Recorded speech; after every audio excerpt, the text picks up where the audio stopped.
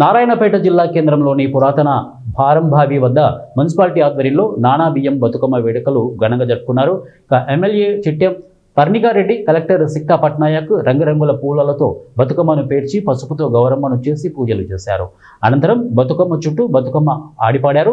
చివరగా బతుకమ్మలను బావిలో నిమజ్జనం చేశారు. ఈ సందర్భంగా వారు మాట్లాడుతూ పూలను పూజించే సంస్కృతి తెలంగాణ సొంతమని, మహిళలను ఒక దగ్గరికి చేర్చే గొప్ప పండుగ బతుకమ్మ అని వారు తెలియజేశారు. తెలంగాణ సంస్కృతి సాంప్రదాయాలకు బతుకమ్మ ప్రతీక అన్నారు.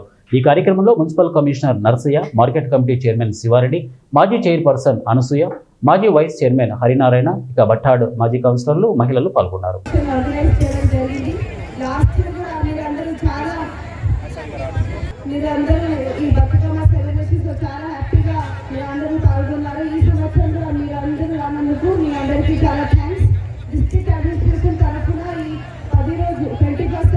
నుంచి 30 సెప్టెంబర్ వరకు ఒక 10 రోజులు ప్రతి డిపార్ట్మెంట్ ద్వారా ఇలాంటి సెలబ్రేషన్స్ ఆర్గనైజ్ చేయడానికి ప్లాన్ చేయడం జరిగింది.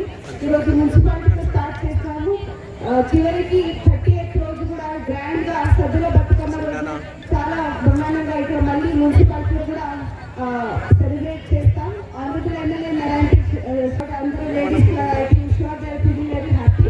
సో మీ అందరూ ఎవరైతే అధికారులు, మిగతా అధికారులందరికీ అదేవిధంగా ఏం చేస్తూ ఈరోజు బతుకమ్మ సంబరాలకి ఇక్కడికి విచ్చేసిన నియోజకవర్గం నుంచి, ప్రతి గ్రామం నుంచి ఇక్కడికి విచ్చేసిన మహిళలకి అందరికీ కూడా నవరాత్రి శుభాకాంక్షలు తెలియజేస్తూ బతుకమ్మ శుభాకాంక్షలతో పాటు వచ్చే దసరా శుభాకాంక్షలు కూడా మీకు అడ్వాన్స్గా ముందే అందరికీ కూడా తెలియజేస్తున్నాను.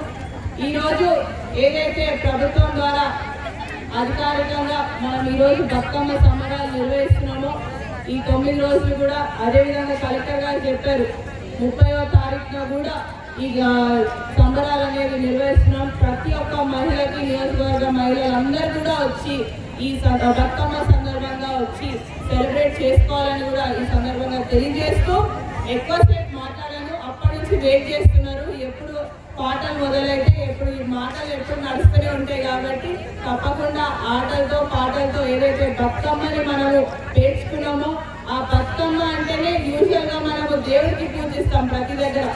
కానీ మన తెలంగాణ రాష్ట్రంలోనే